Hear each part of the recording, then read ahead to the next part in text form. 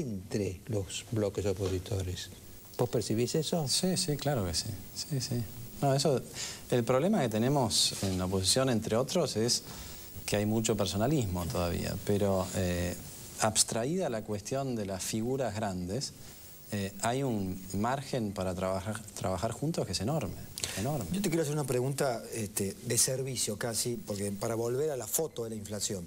Hoy planteas en el artículo que una inflación de más del 20% es muy difícil para frenar las expectativas y el reciclaje de la inflación. Eso es un pronóstico, bueno, en economía 2 más 2 no siempre son 4.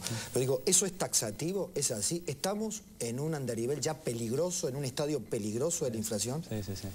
Sí, y desarrollo un poco más.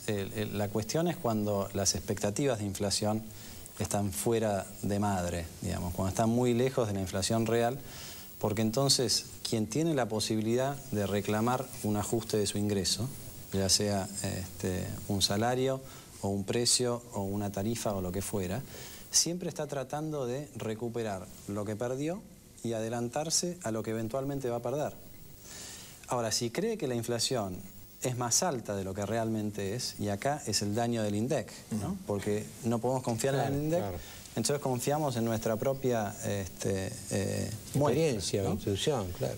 Hoy me decía una amiga, viniendo para acá, le aumentaron el precio de la calecita un 35%. Bueno, el último precio que te queda es el más alto. Entonces, yo estoy tratando de cubrirme por lo que pasó y estoy tratando de cubrirme por lo que va a pasar, que además creo que va a ser más grave de lo que realmente es. Entonces, ahora, el argumento que usan, Alfonso, la gente que aprueba las distorsiones del INDEC, es que justamente si se empieza a decir la inflación real, se van a crear más expectativas todavía.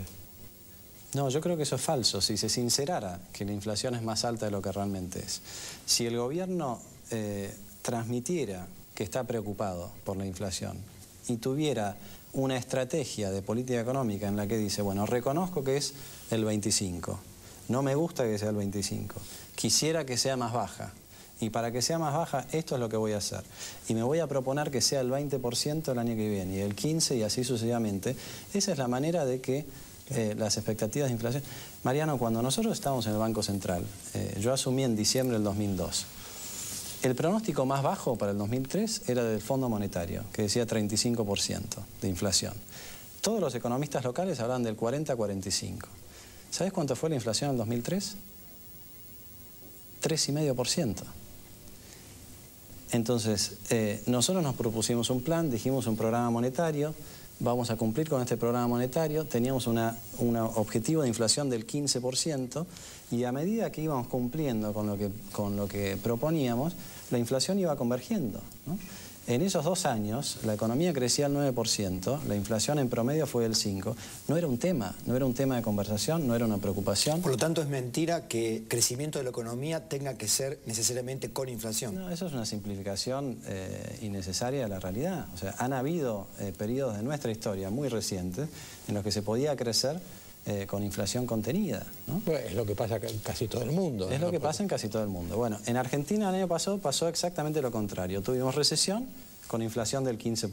Porque esto tampoco se dice. Se dice desde el púlpito oficialista, se dice somos un oasis, en 2009 no nos pasó nada. ¿Cómo no nos pasó nada? Tuvimos inflación del 15% con una caída del empleo del 2%. Nos pasó todo lo malo que nos podía pasar en economía, nos pasó a nosotros en el 2009.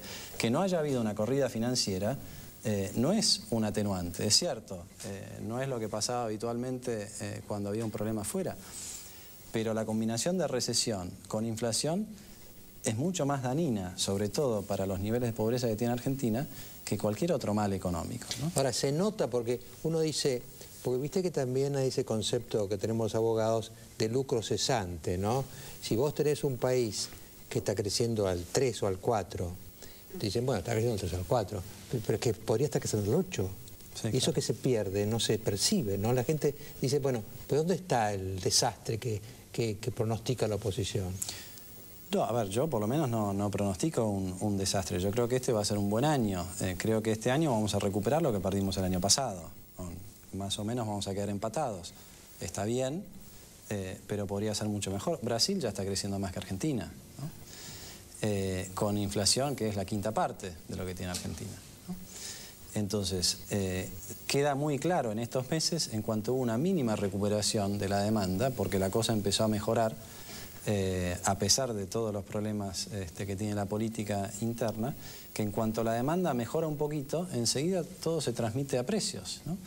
¿Por qué? Porque el costo de la incertidumbre, el costo de todas las cosas que están ocurriendo y de este esquema de tan cortoplacista del oficialismo, es que no hay inversión, ¿no? Claro, el tema es ese. Entonces, cualquier presión de la demanda, no habiendo una oferta que reaccione, se traduce inmediatamente. También hay otra cosa, ¿no? Como la gente no sabe dónde invertir, consume más. Absolutamente. Y eso da la sensación de euforia, ¿no? Están consumiendo, viajan, todos viajamos, pero eso... Que está bien, digamos, eso no está mal, sobre todo después de un año tan duro como el 2009.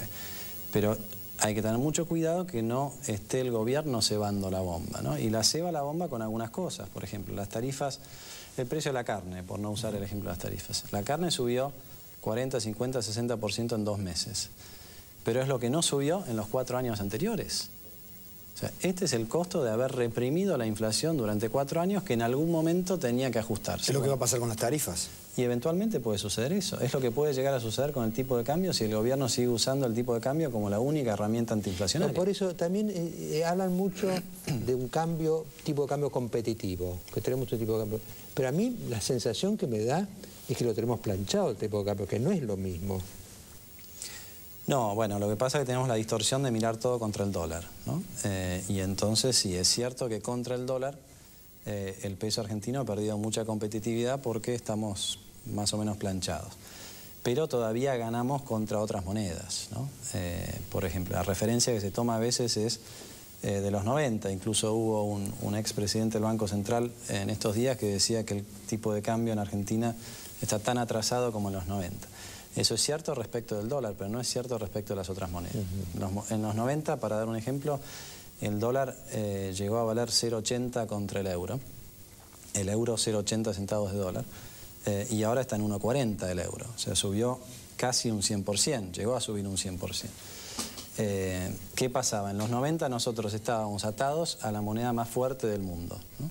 Hoy estamos atados a un dólar que es bastante débil. Entonces, no es cierto que perdamos toda la competitividad, sí es cierto que terminamos importando inflación, ¿no? Porque si el real brasilero mejora contra el dólar, mejora entonces contra el peso argentino, y lo que importamos de Brasil, que es la tercera parte de lo que importamos, nos sale más caro, ¿no? Entonces ahí es donde hay que buscar el equilibrio. Alfonso, por mi parte, mi última pregunta. Es algo que planteaba Mariano ya en otros programas y verdaderamente lo que quizás sorprenda más. La recurrencia a viejos debates perimidos. Él recordaba algún diálogo con Álvaro Alzogaray que decía es la verdurita, ahora es Moreno que dice, o Vudú que dice es la carne. A vos como economista, ¿no te sorprende la recurrencia y también que estemos de nuevo en el debate donde un poco de inflación es buena, o que Vudú diga, como ha dicho en estas últimas horas, la inflación no la produce el gobierno, sino la producen los comerciantes y los empresarios? No, no me sorprende porque, digamos, son argumentos muy forzados para no querer aceptar la realidad. Y aceptar la realidad es una cosa que ha sido muy difícil para todos los gobiernos. Yo escuchaba a Mariano cuando planteabas durante la época de Martínez de Oz. En la época de Martínez de Oz había un índice de precios descarnado. Entonces se hablaba de la inflación verdadera y la inflación descarnada.